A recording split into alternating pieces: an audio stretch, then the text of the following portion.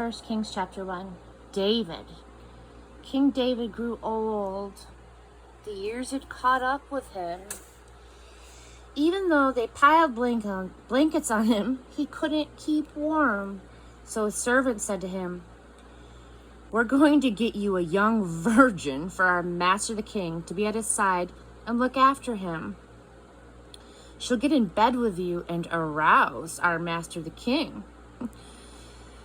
So they searched the country of Israel for the most ravishing girl that they could find.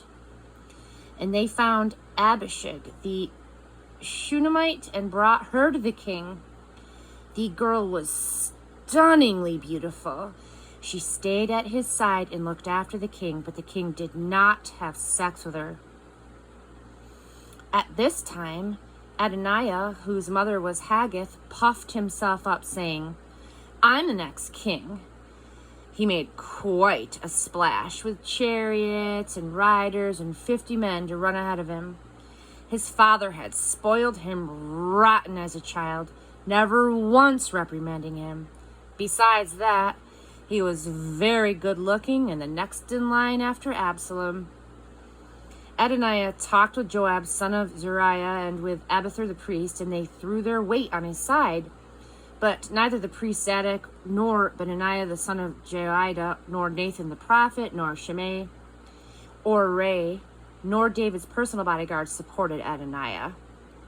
Next, Adoniah held a coronation feast, sacrificing sheep, cattle, and grain-fed heifers at the stone of Zaaleth near Rogel Spring. He invited all of his brothers, the king's sons, and everyone in Judah who had position and influence, but he did not invite the prophet Nathan, Benaiah, the bodyguards, or his brother Solomon. Nathan went to Bathsheba, Solomon's mother. "Did you know that Adoniah, Haggith's son, has taken over as king, and our master David doesn't know a thing about it? Quickly now, let me tell you how you can save both your own life and Solomon's. Go immediately to King David. Speak up. Didn't you, my master the king, promise me your son Solomon will be king after me and sit on my throne? So why is Adoniah now king? While you're there talking with the king, I'll come in and corroborate your story." Bathsheba went at once to the king in his palace bedroom. He was so old. Abishag was at his side, making him comfortable. As Bathsheba bowed low, honoring the king, he said, "What do you want?" "My master," she said, "you promised me in God's name your son Solomon will be king after me and sit on my throne. And now look at what has happened. Adoniah has taken over as king, and my master the king doesn't even know it. He has thrown a huge coronation feast, cattle and grain-fed heifers and sheep, inviting all of the king's sons. The priest Abiathar and Joab, head of the army. But your servant Solomon was not invited. My master the king, every eye in Israel is watching you to see what you will do, to see who will sit on the throne of my master the king after him. If you fail to act, the moment you're buried, my son Solomon and I are as good as dead." Abruptly, while she was telling the king all of this, Nathan the prophet came in and was announced. "Nathan the prophet is here." He came before the king, honoring him by bowing deeply, his face touching the ground.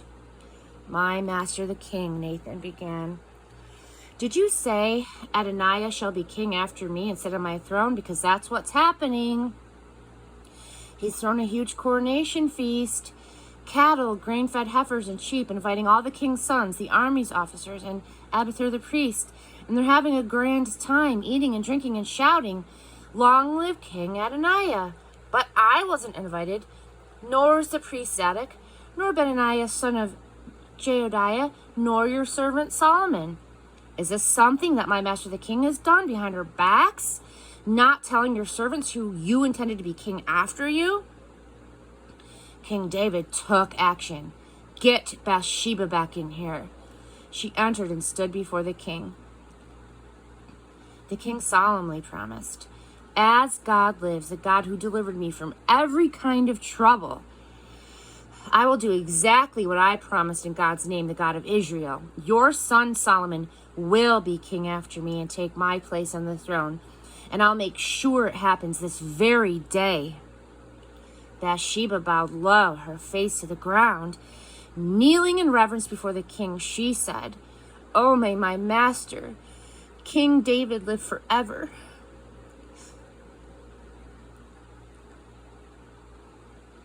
King David said, "Call Zadok the priest, Nathan the prophet, and Benaiah son of Jehoiada." And they came to the king. And then he ordered, "Gather my servants and then mount my son Solomon on my royal mule and lead him in procession down to Gihon. When you get there, Zadok the priest and Nathan the prophet will anoint him king over Israel. Then blow the ram's horn trumpet and shout, 'Long live King Solomon!' You will then accompany him as he enters and takes his place on my throne, succeeding me as king. I have named him ruler over Israel and Judah." Benaiah, son of Jehoiada, backed the king. "Yes, and may God, the God of my master the king, confirm it. Just as God has been with my master the king, may he also be with Solomon and make his rule even greater than that of my master King David." Then Zadok the priest, Nathan the prophet, Benaiah, son of Jehoiada, and the king's personal bodyguard, the Kerethites and the Pelethites, went down, mounted Solomon on King David's mule, and paraded him to Gihon. Zadok the priest brought a flask of oil from the sanctuary and anointed Solomon.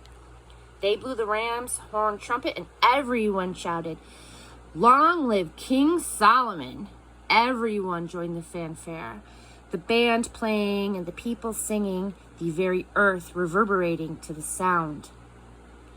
Adoniah and his retinue of guests were just finishing their, quote, coronation feast when they heard it. When Joab heard the blast of the ram's horn trumpet, he said, "What's going on here? What is all this uproar?" Suddenly, in the midst of the questioning, Jonathan, son of Abiathar the priest, showed up. Adoniah said, "Welcome, a brave and good man like you must have good news." But Jonathan answered, "Hardly. Our master King David has just made Solomon king, and the king has surrounded him with Zadok the priest, Nathan the prophet, Benaiah, son of Jehoiada, and the Kerethites and the Pelethites, and they've mounted Solomon on the royal mule. Zadok the priest and Nathan the prophet have anointed him king at Gihon, and the parade is headed up this way singing a great fanfare. The city is rocking. That's what you're hearing. And here's the crowning touch. Solomon is seated on the throne of the kingdom, and that's not all. The king's servants have come to give their blessing to our master, King David, saying, 'God made Solomon's name even more honored than yours and make his rule greater than yours.' On his deathbed, the king worshipped God and prayed, 'Blessed be God, Israel's God, who has provided a successor to my throne, and I have lived to see it.'" Panicked, Adoniah's guests got out of there, scattering every which way. But Adoniah himself, afraid for his life because of Solomon, fled to the sanctuary and grabbed the horns of the altar.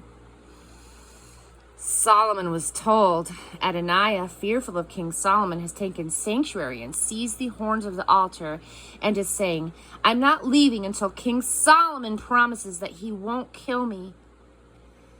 Solomon then said, "If he proves to be a man of honor, not a hair of his head will be hurt.